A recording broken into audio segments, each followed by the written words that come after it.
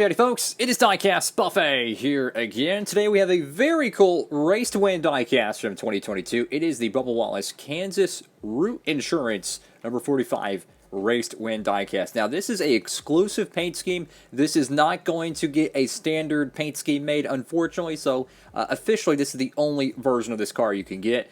So for the stop motion makers, you're going to have to deal with the confetti on it, unfortunately. So without further ado, let's go ahead and pop it out of the box. Alrighty, folks, rather good old box, and check out this awesome looking diecast. It really is a shame they didn't make a clean version of this paint scheme, because that would have been a great side-by-side comparison, and really you could say the same thing about the Kurt Busch Kansas win.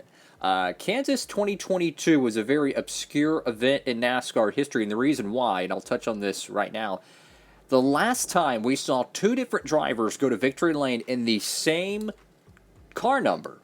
This is a good trivia question. Think about it. The last time we saw this prior to 2022, here's your answer. 2002, Sterling Marlin in the 40 car, Jamie McMurray in the 40 car. So it took them 20 years before we would see a replacement driver win a car that was already won in that season. So it's definitely a big, obscure moment in NASCAR history. So you got Root for good drivers. That's a funny play on words, because it says it's for good drivers, or you're telling people to root for good drivers. That's a funny play on words. Look at all the dirt and grime. Yeah, if you were going to use this in a stop motion, I would advise not, because there's so much dirt and grime, and you have a little bit of some scattered confetti, but man, it's such a cool looking paint scheme, guys. Of course, picked this one up from our friends at Circle B Diecast. The Kurt Busch one was initially out of stock, and then apparently they got more of them in. So at the time of this video, you might want to go over there and check. You might be able to get the Kurt Busch Jordan brand car, which I think is going to be one of the rarest cars from 2022 years from now. Don't know for sure, but you never know. And you can pick up the Bubba Wallace one.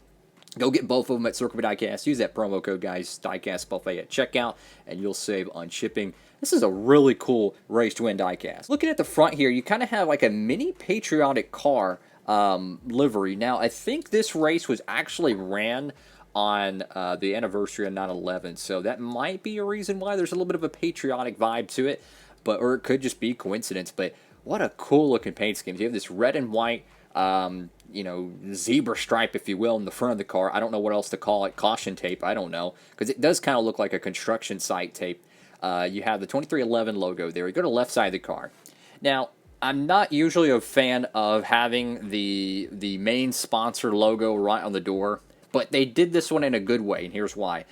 They kind of angled it to start on the fender well and then go to the door, but then they also put the slogan here.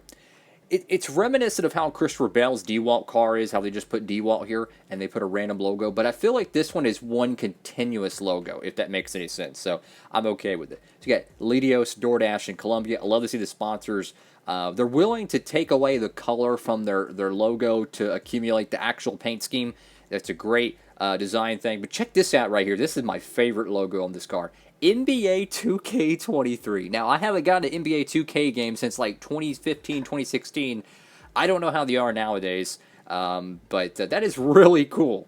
You know, that gives me so much GameStop vibes. I remember back in the 2010s where the GameStop cars were out and about, and it seemed like every season there would be an NBA game or a WWE game. You know, I'm a big wrestling fan, or more specifically the older wrestling. I like the WWF, and, but it's just really cool to see, video games on a stock car. I think, in all honesty, I would love to see like PlayStation or Nintendo or Microsoft or heck, even Steam, the PC company, sponsor one of the drivers. You know, whether it's a gaming PC company where they have like computers and stuff, throw a video game on the hood.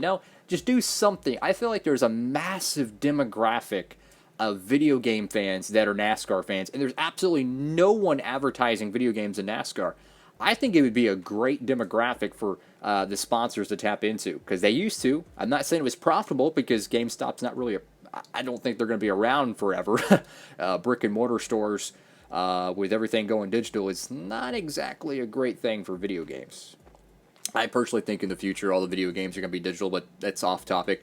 You got Dr. Pepper there, McDonald's. Got the 45. Just a really nice looking paint scheme. Goodyear Cup Series. Got the BW logo. What is it, Buffalo Wild Wings? I'll stop. That would be a cool logo to put on the car, have B-dubs. Toyota Mobile One Mac Tools 2311 Racing. Go to the back of the car. This looks pretty cool. You have the root.com with the Toyota logo. You can see some scrapage there. TRD Camry 45. Go to the right side of the diecast, and I'm not sure if this is from the wall or another car on the racetrack, but you could certainly see some scrapage. Based on the level of the dent, I would imagine he scraped the wall just a fraction. Now, I will say the spring Kansas race was a lot better because it was warmer, so the cars were slipping and sliding. The fall Kansas race wasn't as good. And to back up that point, you look at the 2023 spring Kansas race, it was a barn burner. They were slipping and sliding. So, in my honest opinion, I think these next-gen cars, they race the best. They put the best show on when it's hot and it's slick. So, that's something I would definitely incorporate into the schedule. You know, try to keep the tracks that are, you know, maybe in colder temperatures in the fall. Maybe try to move them up in the schedule so they get a warmer race date, because the cars, these next-gen cars specifically, race so much better when it's hot and it's slick. Get the 45 on the roof. It's an inverted color palette compared to the door numbers. You got Wallace right there on the back window, and surprisingly, nothing on the deck lid. I figured they'd put something there, but this is a really cool diecast. They made his Talladega win, which was a unique paint scheme. It was a unique version of the McDonald's car. They never made the clean version of it, unfortunately. And this is the same case again. So it's bittersweet, because I'm one of those fans that I want a clean version of the paint scheme, and then I want the raced version. And here's how I stand on that. If they were going to make one or the other, the raced version, the clean version, I'd rather them make the standard clean version and allow people to be able to customize it. You see what I'm saying?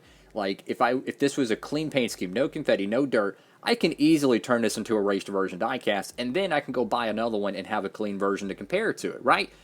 That's what I prefer, honestly. So when I see exclusive paint schemes that are raced versions, it's bittersweet, because then you have to go find a decal set, and you have to build your own, and try to color match it, and it's never going to be exactly the same. So it is kind of oopsie-doo. Also, this back wheel is a little bit goofy. I think you can see right here that jack post, there's a little black piece of plastic. Watch this. I can squeeze it, goes up, goes down. That tells me it's not perfectly riveted somewhere, which I'm sure this car rolls really well. I will say, though, the next-gen cars, like the EL mode, the way the spacing they have for the fenders and the way these cars are, they actually roll a whole lot easier than the Gen 6 cars. That's from what I've noticed, taking these things apart and putting them back together. They actually roll a whole lot better. But absolutely, guys, I highly recommend this paint scheme. I know it's not really one you would use for stop motions because of the confetti, and you don't want it to look goofy on the track. Trust me, I've seen some stop motion guys that have like a truck that's coated in confetti and they use it in the stop motion. I get it. You got to use what you got to use, right? I get that. But it just, I don't know, it really stands out. So, in my honest opinion, this would just be a good piece to put in your collection. Put it in a display case or leave it in the box, whichever you choose. It's a shame we couldn't get a better looking box. I mean, at least for the Raced Win diecast, can we get like a photo of Victory Lane? You know, could we just get something? I mean, it's embarrassing how bad the box designs are.